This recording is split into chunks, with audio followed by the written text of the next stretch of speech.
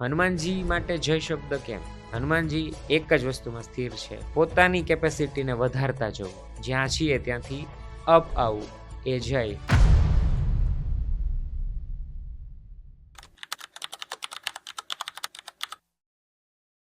ચોપાઈ 1 જય હનુમાન જ્ઞાન ગુણ સાગર, જય કપિસતી હું લોક ઉજાગર. બરોબર, આનો અર્થ શું છે? આપણે ચોપાઈનું પહેલું જ શબ્દ જોઈએ, જય. જય.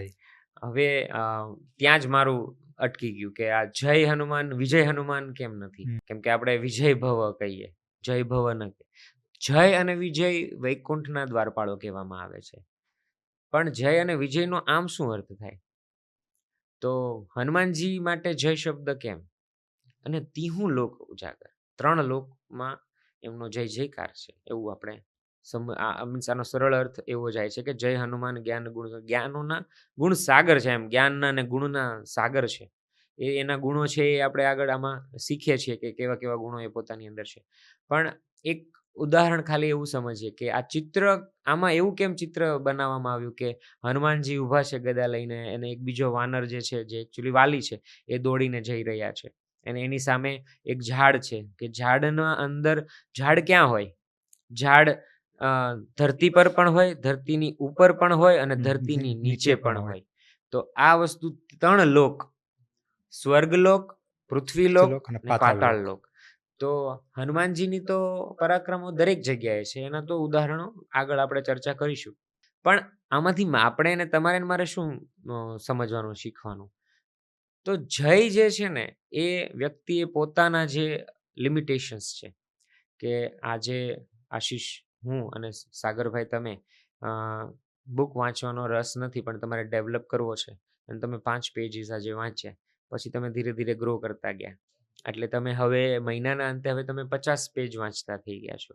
તો એવી રીતે કોઈના ઘરની અંદર, કોઈ બિઝનેસની અંદર કોઈને પોતાનો જે કંઈક ટાર્ગેટ જે અચીવ કરવો છે એ વિચારે છે, પણ આ જ ટાર્ગેટ આ ભાઈએ 50 પેજ વાંચ્યા અને હવે હું એનાથી વધારે 50 પેજ વાંચું, એ તમે એના પર વિજય મેળવવાની કોશિશ કરો છો. તમારે વાંચવા નથી 50 પેજ, કેમ કે બીજાએ વાંચ્યા છે, કેમ કે બીજાએ આઈફોન લીધો છે, કેમ કે બીજાએ ગાડી લીધી છે, ઘર લીધું છે, તેટલા માટે હું ઘર, ગાડી, ટીવી, કપડાં, ફરવું, ખરીદું, તો એ મૂર્ખામી છે. એ વિજય મેળવવાની કોશિશ કરીએ છીએ, ને હંમેશા વિજયમાં કોઈક હારે છે. વિજય ત્યારે થાય કે સામેવાળું કોઈક હારે છે. યુદ્ધ થાય તો વિજય થાય, અને કોઈક હાર્યું, કોઈ મૃત્યુ પામ્યું. જ્યારે જય છે એ વ્યક્તિ પોતાની લિમિટેશન્સ બ્રેક કરે છે. એટલે it's like Sagar 1 minus like Sagar 2 minus Sagar 1. તો એ ડિફરન્સ શું થયો કે હવે એણે પોતાની લિમિટેશન્સને, બેરિયર્સને બ્રેક કર્યા, પોતાના ઉપર જય મેળવ. એટલે જય ઇઝ મોર પ્રિફરેબલ. વિજયમાં હંમેશા તમારો ઈગો એક હોય છે, જ્યાં તમારે કોઈકને હરાવવો હોય છે. હનુમાનજી એવું નથી કરતા. એ કેવી રીતે સાબિત થાય છે? તો એક ઘટના છે જે આ ચિત્રમાં છે, કે જ્યાં વાલીને એમ થાય છે કે આ સુગ્રીવનું પ્રોટેક્શન હનુમાનજી કરે છે, આ મારી ટીમમાં આવી જાય ને તો આપણું કામ થઈ જાય. તો ઓફર આપવા જાય છે જંગલમાં. હનુમાનજી ધ્યાનમાં બેઠા છે, વાલી ઓફર આપે છે, ઇઝ નોટ ઇન્ટરેસ્ટેડ. હનુમાનજી કંઈ ધ્યાન આપતા નથી.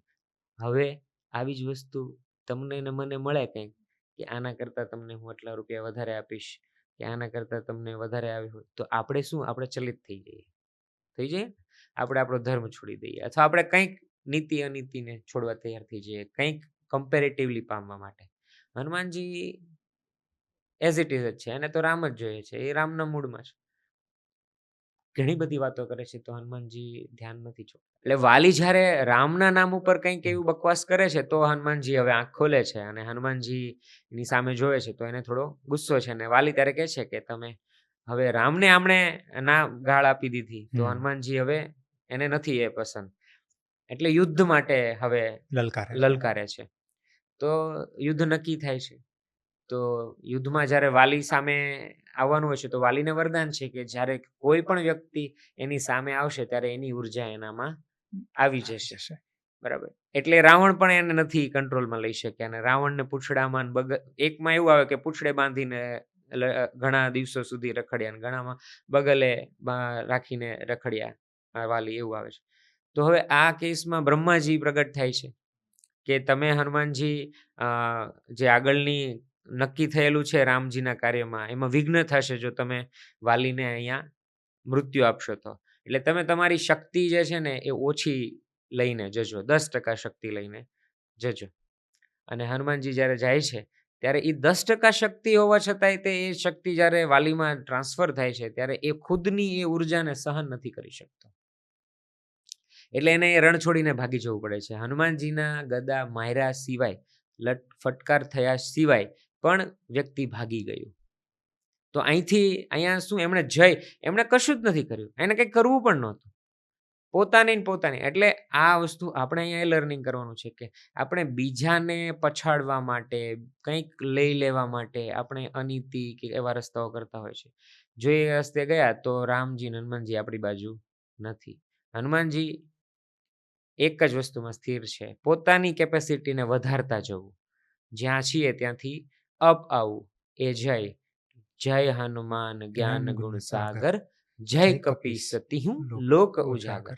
ત્રણેય લોકોમાં તમારી નામના થાય જ્યારે તમે એક સિદ્ધાંત સાથે ચાલો.